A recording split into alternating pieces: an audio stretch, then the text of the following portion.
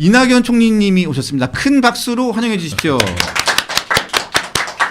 안녕하십니까. 안녕하세요. 안녕하십니까. 훨씬 더 옷이 굉장히 멋있습니다.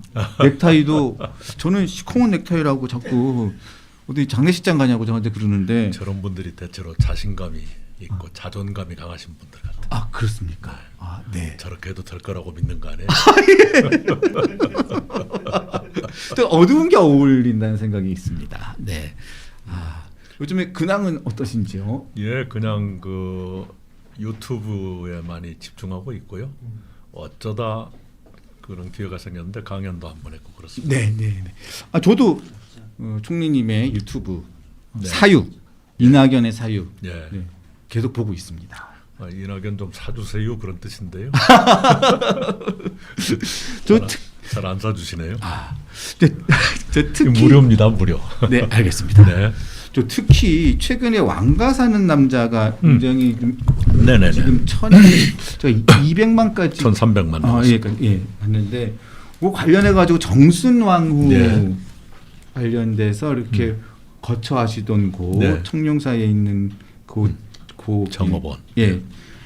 정업원. 네. 정업원도 가시고 네. 거기 스님도 뵙고 네, 하시는 네. 그 제가 콘텐츠를 더 재미있게 봤습니다. 예, 예. 그 영도교, 네. 영리교라고 네. 부르는 그 부분도 예, 예. 있었는데 그게 바로 여기더라고요. 근처더라고요. 종로. 그렇습니다. 네. 대체로 숭인동 그리고 영도교만 지금 현재는 황학동 소속이지요. 제가 그 종로 국회의원 할 때 네네. 거기를 여러 번 다녀서 그 스님과도 몇 번 배웠었고요. 네. 네, 그 스님께서 당신께서 말씀은 안 하시는데 동생처럼 생각하시는 것 같아요. 그래서 굉장히 편하게 이번에 도움 많이 받았습니다. 예. 거기 영조대왕 친필 네. 그것도 있고 저는 그 내용을 처음 알았습니다. 진짜. 예. 그래서 네. 정업원 국이라는 게 예터. 예. 네, 그걸 영조대왕께서 친필로 쓰셨고 이제 동망봉도 친필로 쓰셨는데 그것은 소실돼서 없어졌고. 예, 집자 했다고. 네, 집자로 돼 있죠. 그리고 이제 그 정업원 국이를 모셔놓은 요만한 공간이 있어요. 그 현판도 예. 영조대왕의 친필이신데 맨 뒤에 채서 마신다 채 눈물을 삼키며 썼노라 하는 대목이 있어요. 그게 제가 설명을 드렸죠. 예, 그 설명을 해주셨습니다. 네네. 그래서 그 내용 굉장히 보면서 네. 제가 그 내용을 보고 영화를 봤더니 네네. 그 내용이 더 제가 예. 좀 감동이 있었습니다. 그리고 또 염색을 하면서 그 생업을 예, 했고 여인 시장 네네. 예, 그 부분 그 낙산에 지초가 많았대요. 네. 예, 진도 홍주 같고 캄파리처럼 서양술 캄파리처럼 빨간 소리거든요. 그 원료가 바로 지초 뿌리입니다. 네. 빨간. 지금은 이제 국내 자생하는 지초가 부족해서 중국에서 수입해다 쓰지만 당시에 낙산 그 숭인동과 이화동 사이에 있는 예. 낙산이거든요. 창신동. 거기에 지초가 많았대요. 그래서 이제 자색 지초가 많이 나오는 것이어서 자색 그 자주 동샘. 네. 네. 거기서 그걸로 이제 염색을 하셨다는 거죠.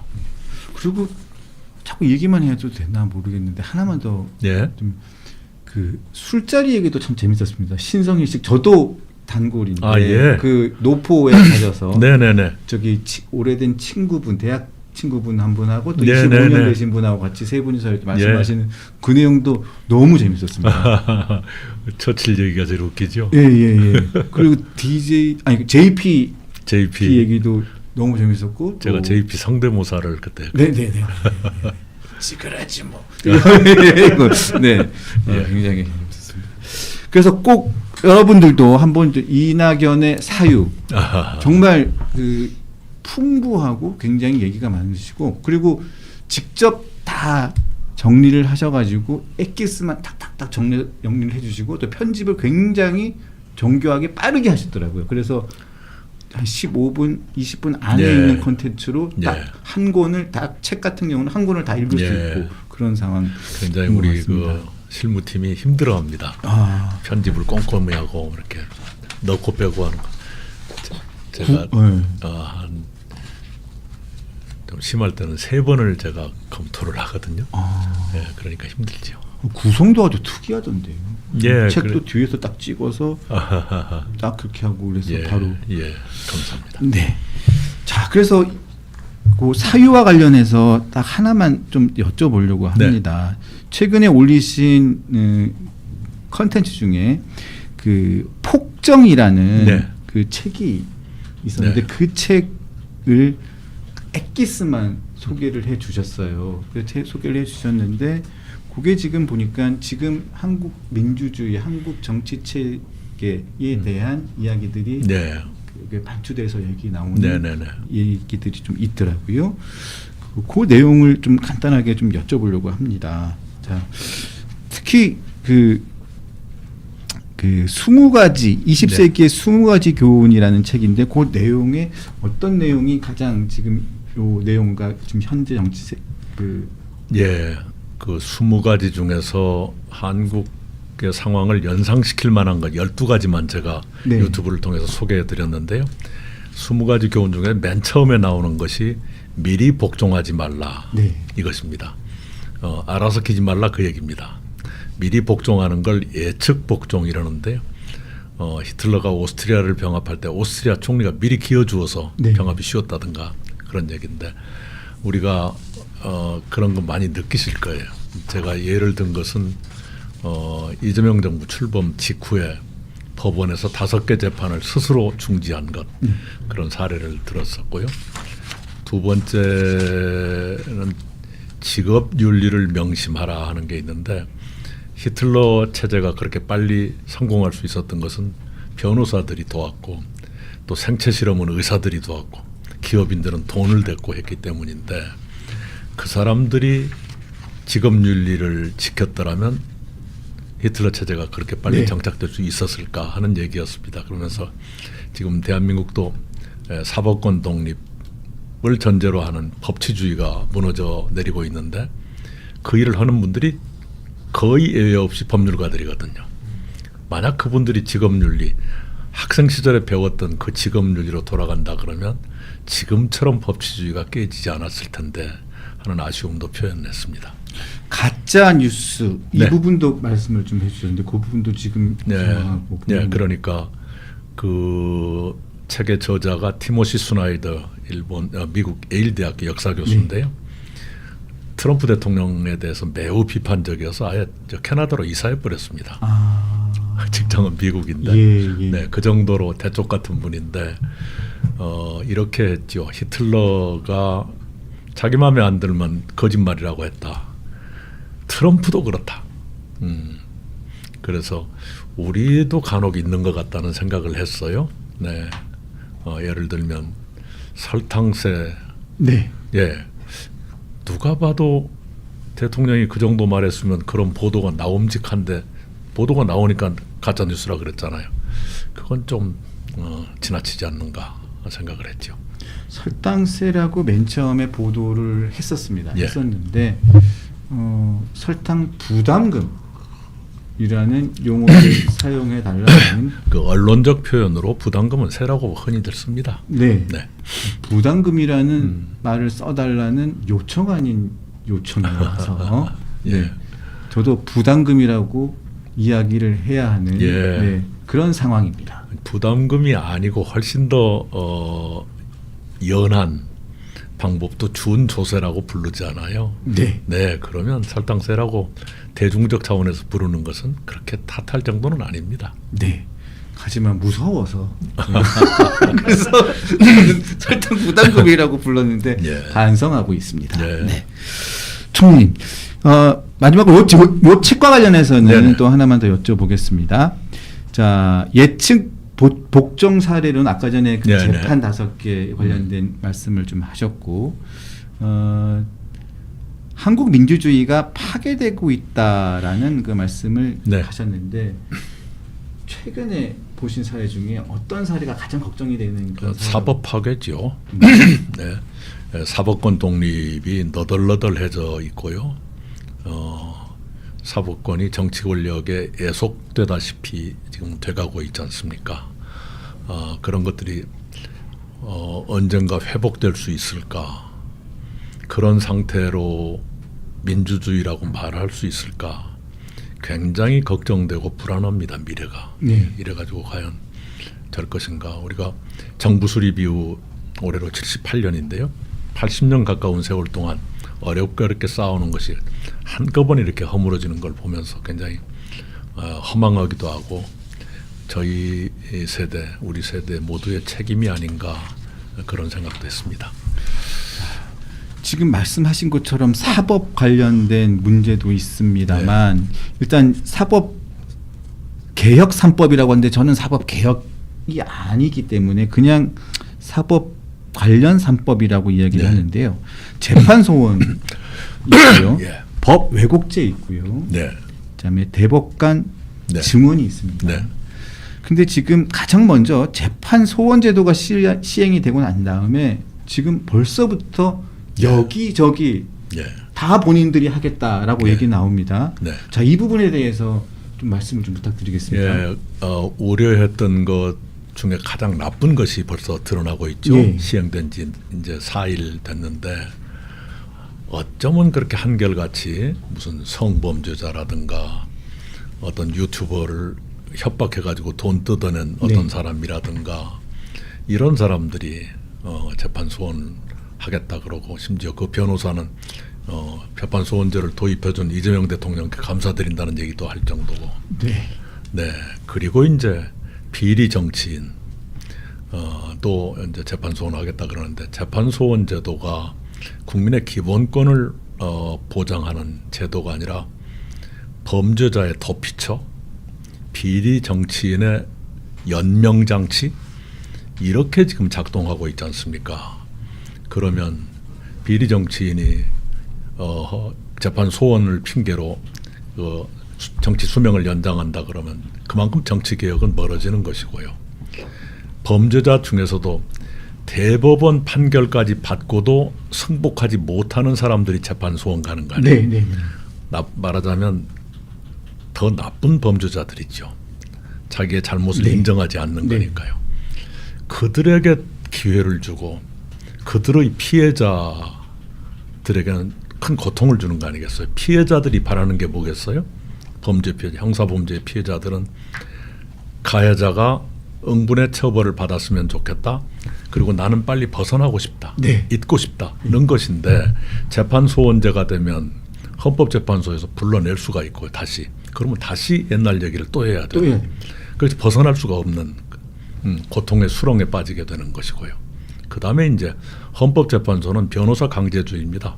변호사를 통해서만 그 소원이 이루어지고 심리가 네. 이루어지는데요. 그러면 돈 없는 사람은 그 기회도 가질 수 없다는 얘기죠. 네. 돈이 많아야 된다는 얘기니까. 이래저래 범죄자를 돕고 피해자들에게는 오히려 고통을 주는 아주 나쁜 방향으로 이미 시작됐다고 생각합니다. 네. 그리고 이게 헌법 소원, 그러니까 재판 소원이 되면 이게 만에 하나 그게 결과가 뒤바뀐다고 해도 이게 재심으로 가야 되는 건지 파기환송인지 그 부분도 아직 정해지지도 않은 상황이라고. 그렇습니다. 너무 졸속으로 해갖고요. 지금 이 사람들은 신문 기사 제목거리 정도만 생각하고 개혁을 덤벼요. 네. 그러다 보니까 여기저기 부실함이 드러나게 되고요. 지금 내일 모레 통과될 것도 오늘까지도 뭘 고치고 있더구만요. 네. 그렇게 해가지고 그게 부실공사지요. 말씀하신 것처럼 신문 제목거리 정도 수준의 네, 네. 예, 개혁이라고 네. 이야기를 하시는데요. 자, 문재인 정부에서 총리를 지내시면서 네. 그때 추진했던 검찰 개혁도 있습니다. 네. 자, 그 검찰 개혁과 지금 이재명 정부와 여당이 네. 지금 추진하고 있는 검찰 제도 변화는 가장 결정적인 차이는 어떤 게 있을 수 있을까요? 예, 이제 검수완박까지는 문재인 정부에서는 안 했지요. 네. 2021년 1월 1일부로 시행된 것이 6대 범죄에 대해서만 수사권을 검찰이 유지하고 네. 나머지를 경찰에 넘겨주는 것이었어요. 네. 6대 범죄가 중요한 것들입니다. 부패범죄, 경제사범, 공직자범죄, 선거사범, 방위산업비리, 대형 참사. 네. 이 6개인데 그 6개 빼고 나머지 경찰에 넘겨주는 그 검찰 개혁도 대단히 혁명적인 네. 것이어서 당시 문재인 대통령은 이 검찰 개혁을 안정적으로 정착시키는 것이 더 급하다고 판단했어요. 네. 네, 제가 그 말씀을 들었습니다. 네. 네, 저도 동의했어요. 예. 그런데 그 당시에 여의도에서는 이미 완전 박탈, 검수완박 아닌 것은 뭐 안 된다. 이런 식의 분위기가 깔려가지고요. 어떻게 도리가 없었는데 그 6개 범죄 빼고 다 경찰에 넘겨주는 것만으로도 수사기간이 2.5배 정도 늘어났습니다. 네. 수사기간이란 건 뭐냐 그러면 입건에서부터 처분까지 네. 기소하냐 불기소하냐. 2020년 그 당시의 검찰개혁, 문재인 정부 때의 검찰개혁이 시행되기 직전 해 1년 동안은 수사기간이 평균 142일이었어요. 네. 그런데 4년 뒤에 보니까 313일로 늘어나거든요. 아, 네. 네. 네, 지금 이제 이 6개 중요 범죄까지 전부 경찰에 넘기면 얼마나 늘어날지를 모릅니다. 우리가 수사를 하고 기소를 하고 재판을 하는 제일 큰 이유는 범죄 피해를 신속하게 구제하는 것이거든요. 그것에 반대되고 지금 가고 있습니다. 여기에 대해서 어떻게 하겠다는 얘기가 없어요. 그냥 개혁이라는 그 간판, 제목 이거 하나면 다 되는 것처럼 지금 몰고 가고 있고 많은 국민들도 지금 그렇게 생각하고 계십니다. 굉장히 큰 화를 부를 가능성이 높다. 이렇게 보여서 걱정입니다. 네. 저기 총리님.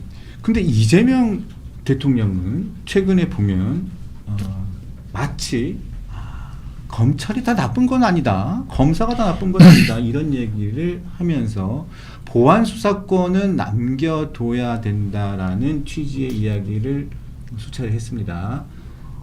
지금 여당에 있는 강경파들은 그것도 없애야 된다. 이런 취지인데 마치 그렇게 듣고 보면 이재명 대통령이 마치 그 검찰과 관련해 가지고 뭐 보안 수사권을 남겨야 된다면서 이렇게 뭔가 좀 뭐 국민들 뭐 이런 사람 국민들에게 뭔가 좀 편의적이고 편리를 위해서 국민들을 위해서 하는 것처럼 이렇게 생각이 되기도 하거든요. 근데 이재명 대통령의 목적이 따로 있을 수도 있다는 생각도 드는데 그 의도는 어떻게 해석을 해야 되나요? 우선 제가 받은 첫인상은요. 네. 본질적인 것은 이미 다 해치웠는데 미세한 어떤 거 가지고 지금 이렇게 관심을 돌리는 것 같은 느낌이 좀 들어요. 아, 본질적인 네네네. 예, 검찰청은 어차피 올해 10월 2일부로 사라지게 돼 있죠. 네. 그런데 이제 검찰총장이라는 이름이 헌법에 있으니까 그것은 살려두자라든가. 검찰청이 없는데 검찰총장 이름만 남는 그것이 실체에 무슨 변화가 있겠어요? 없죠. 네네. 그런 식의 약간은 생색내는 것 같기도 하고요. 네. 그리고 이제 무슨 공소 취소와 그것의 거래설까지 나오게 된 어떤 심리적 배경이 됐는가. 거래설의 진실 여부는 잘 모르겠습니다만은 그런 분위기가 좀 있는 것 같아요. 거래설이 왜 나왔는지 모르지만 요컨대 공소 취소는 검찰에게 수치심을 안겨주는 건데 네. 보안 수사권은 뭔가 마지막에 선물 하나 주는 것 같은. 네. 예, 하나는 큰 걸 뺏는 거고 하나는 이렇게 주는 거 그런 얼개에서 나온 것 같은데 기본은 공소 취소이지요. 공소 취소이죠. 그래서 요즘에 그 김어준 씨 방송에서 나와서 네. 계속 회자되고 있는 게 네. 공소 취소 거래설이에요. 네네네. 그래서 공소 취소 거래설의 그 가장 큰 줄기는 의혹입니다. 그냥 설이고 설이지만 거기 줄기는 보안 수사권을 줄 테니 공소 취소를 해달라라는 정권의 모 인사와 검찰의 모 인사와의 대화가 있었다, 지시가 있었다. 이런 게 그 의혹의 그 설의 핵심인데요. 그렇게 되면 이재명 대통령이 지금 계속 지금 보안 수사권 얘기하는 게 어떻게 보면 그 거래설의 배경이 아니냐 뭐 이런 생각을 할 수도 있거든요. 그럼에도 불구하고 계속 보안 수사권 얘기를 계속 하는 이유가 저는 뭔가 그 이제 보도되는 것처럼 당내 강경파들한테 너무 그러지 말라는 메시지인 것이 첫 번째 목적이겠지요. 일 텐데 그러나 아까 말씀하셨던 대로 네. 공소 취소하고 보안 수사권이 마치 하나는 뺏는 거고 하나는 주는 거니까 네. 그걸 거래라고 누가 말하지 않았더라도 그런 느낌을 줄 수는 있겠다 싶고요. 특히나 이제 법무장관이 검사장급들하고 무슨 문자를 주고받는다거나 그런 게 지금 드러났잖아요. 뭔가 좀 의심받을 소지는 있는데 제가 지금 걱정하는 것은 거래가 있었냐 마냐 하는 것도 중요한 쟁점이지만 공소 취소라는 걸 대단히 중요하게 봐야 됩니다. 왜냐하면 전방위 방탄의 마지막 퍼즐 같은 거거든요. 네. 무슨 얘기냐 그러면 한번 봅시다. 아직까지 기소되지 않은 것, 아직까지 기소되지 않은 어떤 혐의가 있다면 네. 그것은 재임 중에는 형사상 소출을 받지 않는다는 헌법상의 불소추 특권에 따라서 기소가 안 됩니다. 네. 기소는 됐으나 재판이 시작되지 않은 것은 공소 취소해버리면 되거든요. 네. 전례가 별로 없는 것이지만 네. 재판이 진행되는 것은 이미 재판은 중지돼 있지만 법 왜곡죄로 판사를 압박할 수 있죠. 그 다음에 이제 대법원까지 간다 그러면 대법관을 26명으로 늘리는데 그중에 22명이 이 정권에서 임명되는 네. 대법관들이잖아요. 그러면 대법원에서도 유리한 판결을 받을 수 있다. 그래도 대법원에서 유죄가 나온다면 재판소원으로 헌법재판소에 가겠다. 이게 완전히 초기 단계부터 마지막 단계까지 물샐 틈 없는 방탄, 전방위 방탄, 완벽 방탄, 철통 방탄을 지금 하고 있는 거기에 지금 남아 있는 것이 공소 취소거든요. 그런 점에서 거래가 있었냐 마냐가 쟁점인 것처럼 돼 있는데 그 원래 더 본질적인 문제, 공소 취소 이것에 조금 더 주목할 필요가 있겠다 생각을 해요. 자, 지금 안 그래도 지금 여당에서 네. 여당 의원 105명이 이런 모임이 있는지는 정말 생길 수 있다는 생각을 처음 해봤는데 네. 이재명 대통령 공소 취소를 위한 모임을 네. 만들었습니다. 네. 그래서 이게 아예 원내 모임으로까지 가서 국정조사까지 하게 되는 한병도 네. 원내대표가 그 네. 위원장을 맡고 네. 예전에 민주당이었다면 이런 상황을 상상도 못했을 상황일 것 같습니다. 반대 의견이 표출되고 여러 차례 토론을 한다거나 그랬겠지요. 그리고 이런 일이 한 번도 없었죠. 네, 한 번도 없었죠. 이게 이제 법으로 해서 되는 것도 있지만 지금 이것은 주먹으로 하는 거 아니에요. 힘으로. 네, 법보다 주먹이라 그러지만 법과 주먹을 총동원하는 사법 파괴가 자행되고 있는 것이죠. 대단히 심각합니다. 네. 자, 민주당 대표도 지내셨고 또 총리도 지내셨습니다. 지금 민주당을 보시면 가장 걱정되는 부분이나 가장 큰 문제점은 뭐라고 생각하십니까? 염치가 없어요. 부끄러워할 줄 모릅니다. 지금 자기들이 하고 있는 일이 무슨 일인지 알 거예요. 아는데도 아무도 말을 안 찾아요. 네, 심각합니다. 언젠가는 이렇게 심판을 받게 될 것 같은데요. 그것이 옳았느냐 그런 것이었냐 할 텐데 이렇게 침묵하는 사람이 많고 또 적극적으로 찬동하는 사람이 다수가 되고 이런 건 옛날에 상상할 수 없었습니다.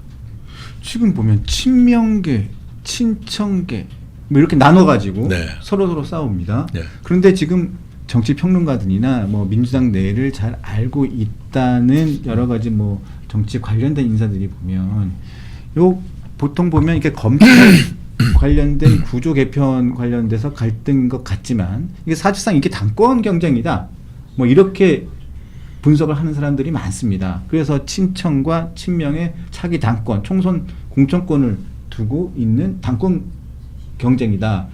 거기에 하나의 재료고 하나의 그냥 소재일 뿐이다. 검찰 관련된 이야기는 것인데 그 부분에 대해서는 어떻게 보시는가요? 그런 속성이 있죠.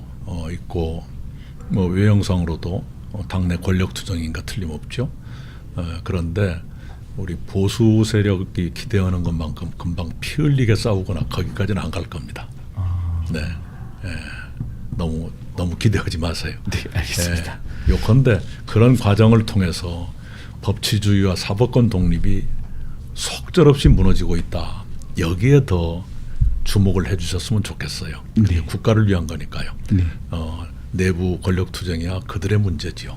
네. 그러나 사법권 파괴는 이건 국가의 문제니까요.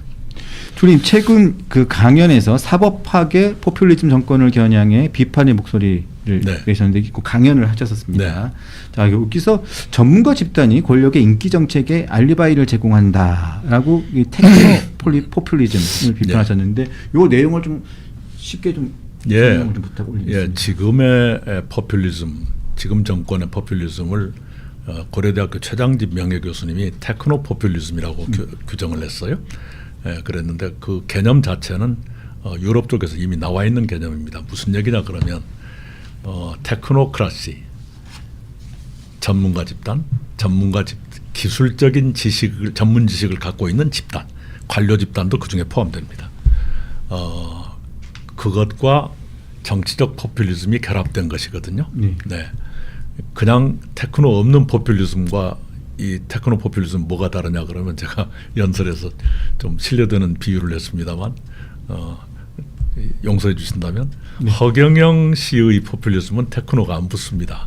네네. 네, 그래서 들으면 금방 웃고 넘길 수 있잖아요. 근데 지금은 굉장히 완벽한 그리고 교묘한.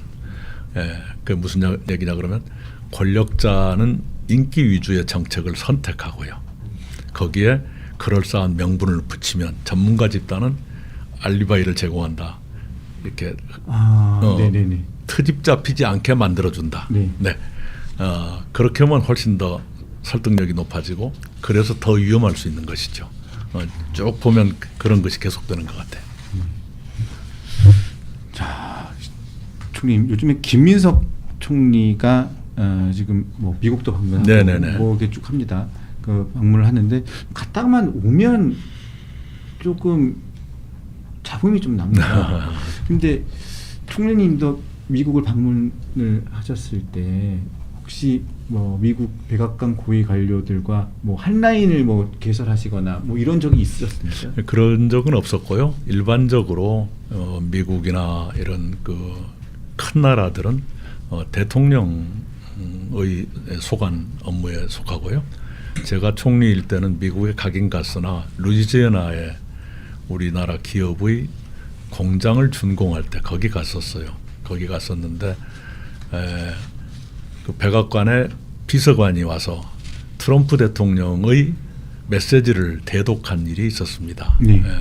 근데 지금은 대통령하고 총리가 역할 분담을 하고 있는지 그건까지는 잘 모르겠습니다만은 그러나 총리가 다녀올 때마다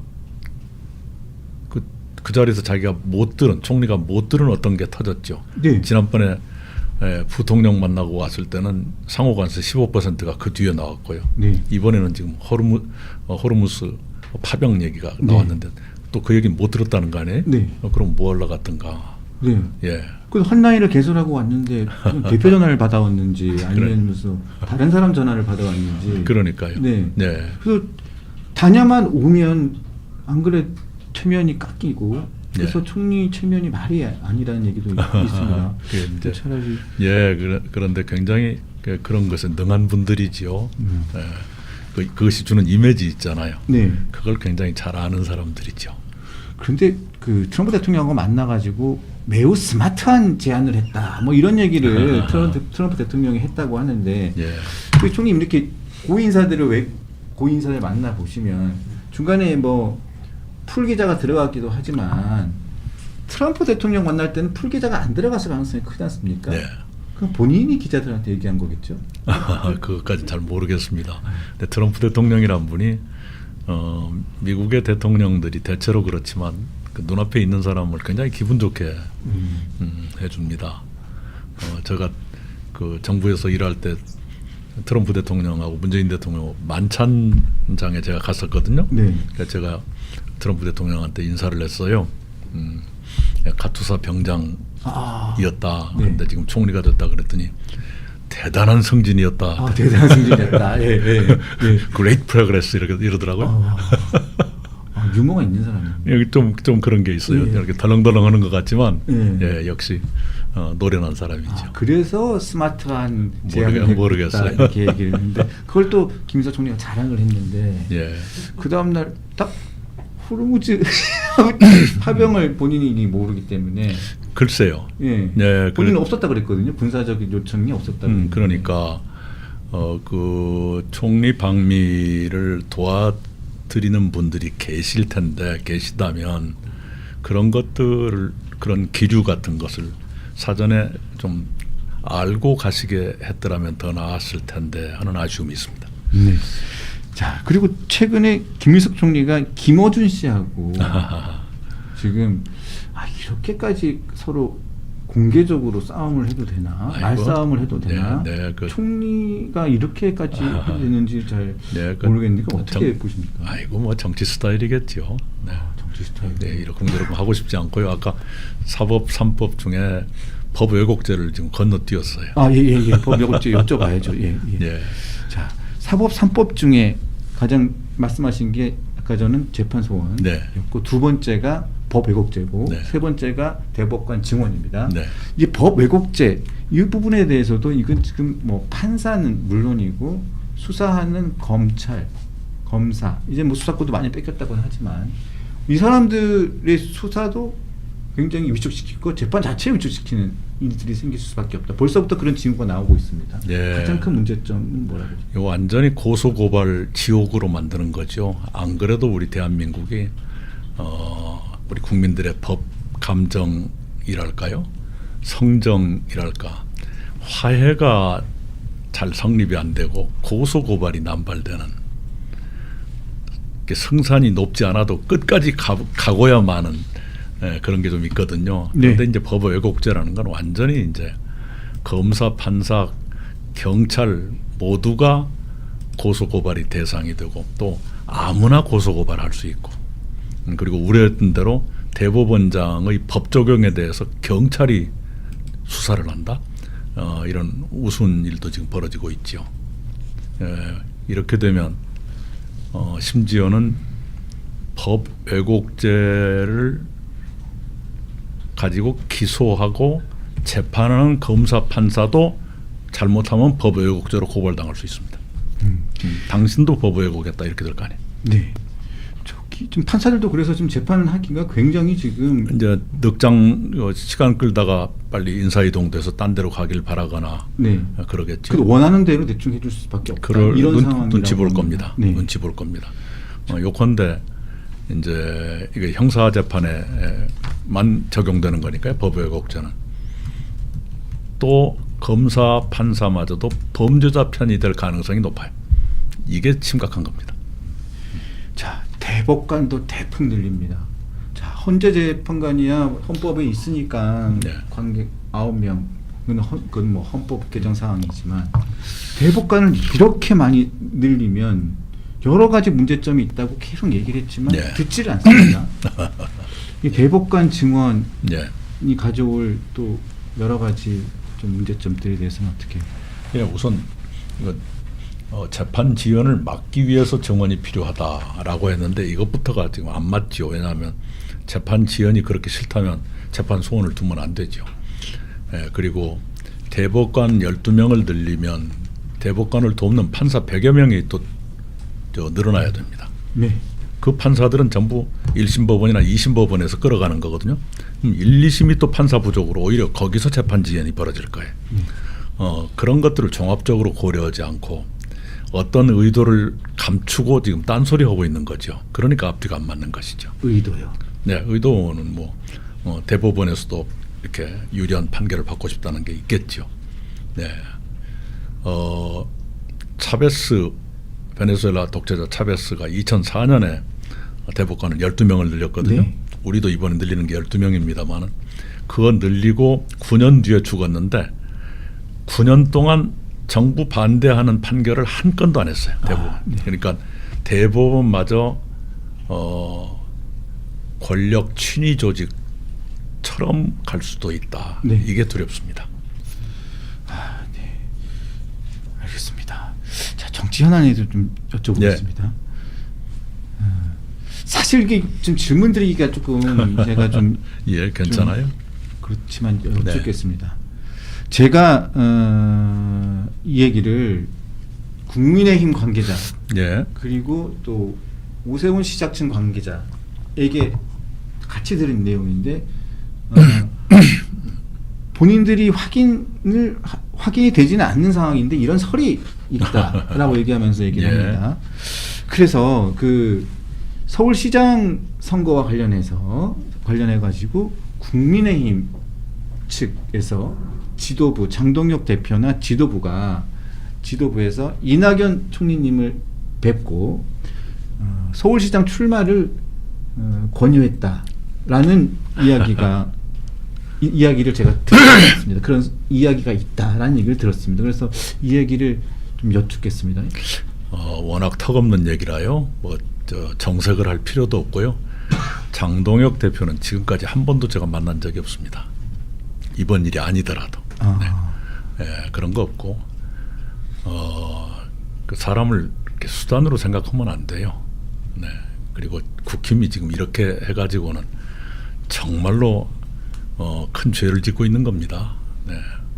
거기에 더 이상 발을 들여놓고 싶은 생각이 추호도 없고요. 제가 이미 선거와 관계없이 국민께 봉사하는 길로 들어섰어요. 네. 네. 좀 심하게 농담하면 교회에서 이전에 제가 출석하던 교회에서 목사님이 장로 얘기를 하시길래 그 선거로 뽑는 거죠. 안 합니다. 그랬어. 그냥 집사 이대로가 좋습니다. 자, 그 호르무즈 대통령이 진짜 네. 호르무즈 대통령이 아니고 트럼프 대통령이 호르무즈의 예. 파병을 한국에 요청했습니다. 우리나라뿐만 아니라 5개국 7개국 얘기를 했다고 하는데, 자 지금 만약에 현직 총리시라면 이 부분에 대해서 어떤 이야기를 대통령이 하시겠습니까? 문자 그대로 신중히 해야지요. 지금 우리보다 미국과 관계가 더 돈독한 영국이나 호주도 파병은 않겠다고 이미 선을 그었고요. 또 미국이 아시아에서 우리보다 더 중시하는 것으로 보이는 일본도 약간은 부정적 기류이잖아요. 네, 신중히 하겠다. 이런 경우에 아마도 일본은 피 흘리지 않는 지원, 네. 이런 쪽을 궁리할 가능성이 있어 보여요. 예전에 걸프 전쟁 때도 그랬었고, 그것 때문에 굉장히 미국으로부터 비판도 받았지만 일본은 그런 노선을 지켰죠. 피를 흘리지 않는이란 것은 군사력은 빼놓고 돈으로 때운다거나 그런 걸 말하는 것이죠. 여러 가지 잘 고려해서 신중히 해야죠.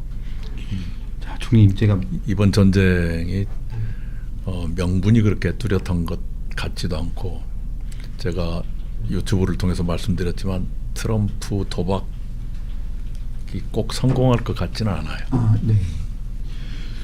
총님 저기 하나만 더 여쭤보면 예.